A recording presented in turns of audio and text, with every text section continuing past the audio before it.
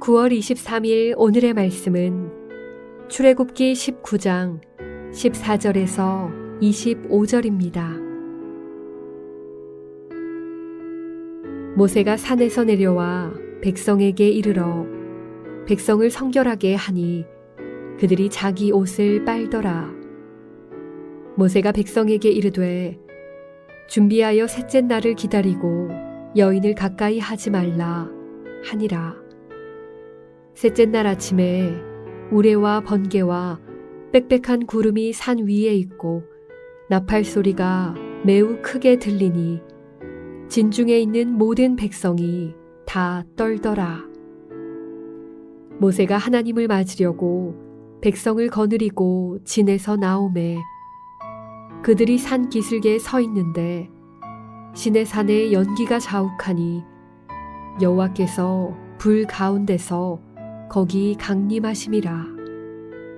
그 연기가 옹기 가마 연기같이 떠오르고 온 산이 크게 진동하며 나팔 소리가 점점 커질 때에 모세가 말한즉 하나님이 음성으로 대답하시더라.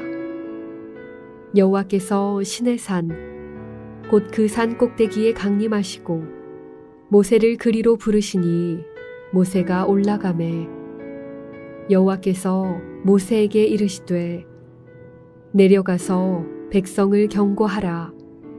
백성이 밀고 들어와 나 여호와에게로 와서 보려고 하다가 많이 죽을까 하노라. 또 여호와에게 가까이 하는 제사장들에게 그 몸을 성결히 하게 하라. 나 여호와가 그들을 칠까 하노라.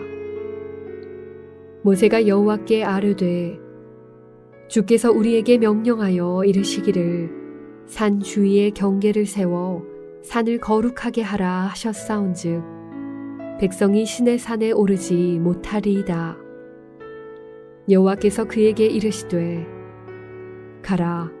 너는 내려가서 아론과 함께 올라오고 제사장들과 백성에게는 경계를 넘어 나 여호와에게로 올라오지 못하게 하라. 내가 그들을 칠까 하노라. 모세가 백성에게 내려가서 그들에게 알리니라. 샬롬, 반갑습니다. 오늘은 하나님과 이스라엘이 만날 때라는 제목으로 함께 하나님의 말씀 나누겠습니다. 애굽으로부터 탈출한 이스라엘 백성들은 출애굽한 지 석 달 만에 시내산이 있는 시내 광야에 이르게 됩니다. 그곳에서 하나님과 언약을 맺습니다. 너희가 내 언약을 지키면 첫 번째는 너희는 내 소유가 될 것이고 두 번째는 모든 민족 가운데 제사장 나라가 되고 세 번째는 거룩한 백성이 될 것이다 하는 것입니다. 오늘 본문은 시내산 언약을 맺기 전에 백성들을 어떻게 준비시키는지 보게 됩니다. 그것을 통해서 하나님은 어떤 분이신지 살펴보겠습니다. 첫 번째는 하나님과 이스라엘이 만날 때입니다. 1차와 2차 시내산을 올라갔다 내려온 모세는 하나님의 명령에 따라 강림하실 하나님을 맞이하기 전에 이스라엘 백성들을 준비시킵니다. 14절 모세가 산에서 내려와 백성에게 이르되 백성을 성결하게 하니 그들이 자기 옷을 빨더라. 이처럼 물로 옷을 씻는 행위는 우리를 깨끗하게 하는 행위입니다. 그래서 옷이나 몸을 물로 씻으면서 외형적인 정결함을 준비합니다. 뿐만 아니라 내면에 더러워진 때까지도 정결하게 준비하는 것입니다. 오늘 우리도 마찬가지 아니겠습니까? 다시 오실 예수님을 맞이할 준비를 잘해야 합니다.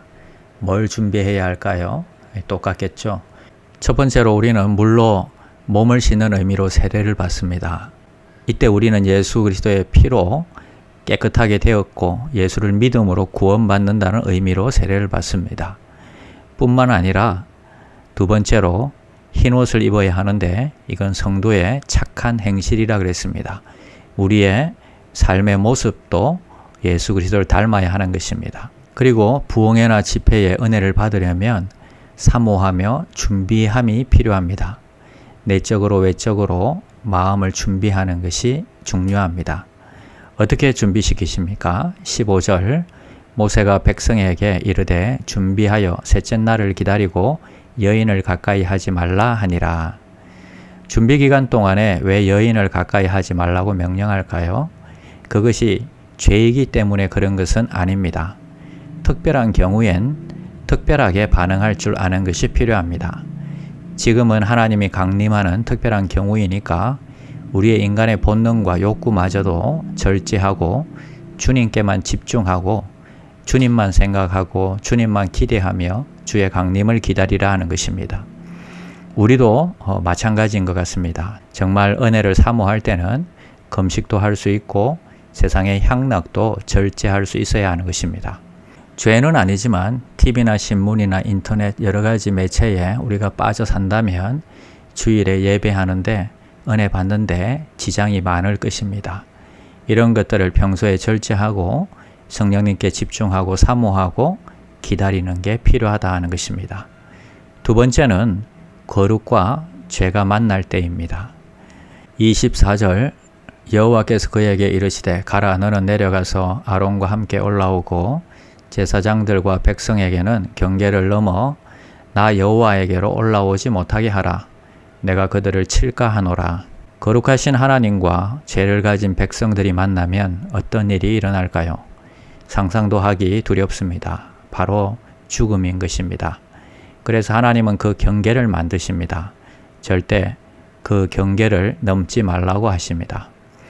그러면 모세와 아론은 허락이 되었기에 그들은 거룩한 사람일까요? 죄가 없는 사람일까요? 그들도 우리와 똑같은 죄인입니다. 하지만 하나님의 은혜로 선택하여 허용이 되었을 뿐입니다. 그저 하나님의 은혜인 것입니다. 우리는 하나님을 사랑으로 생각하니 처음부터 우리가 하나님과 가까운 존재였다고 생각할 수 있습니다.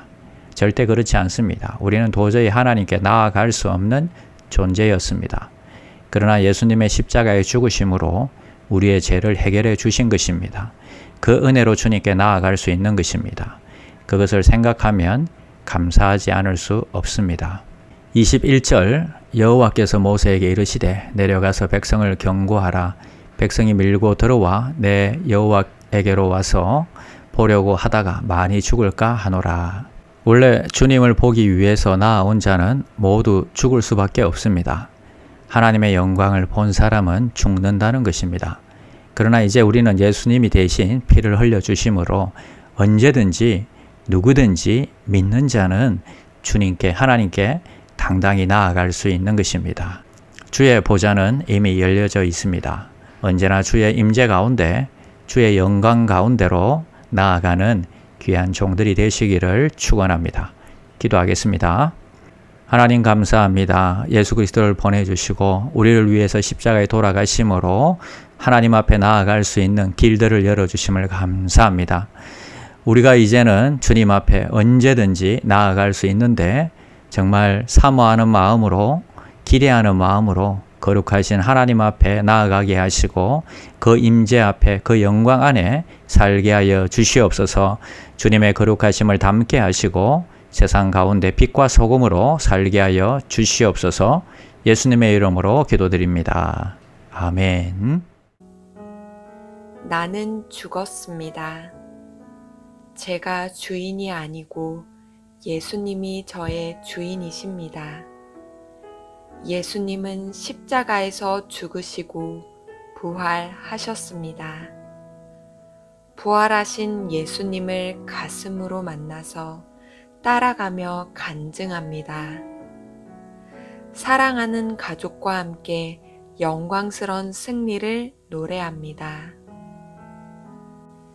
나는 죽었습니다.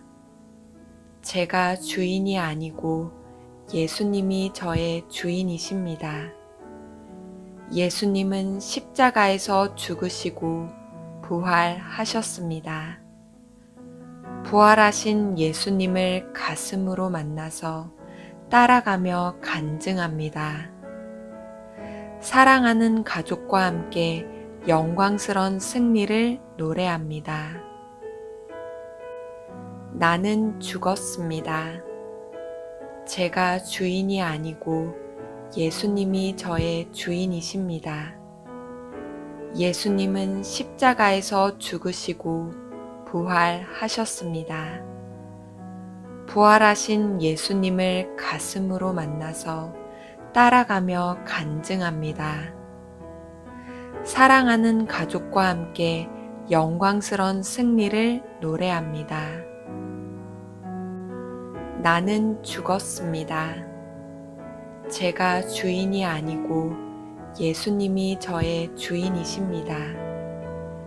예수님은 십자가에서 죽으시고 부활하셨습니다. 부활하신 예수님을 가슴으로 만나서 따라가며 간증합니다. 사랑하는 가족과 함께 영광스런 승리를 노래합니다. 나는 죽었습니다. 제가 주인이 아니고 예수님이 저의 주인이십니다.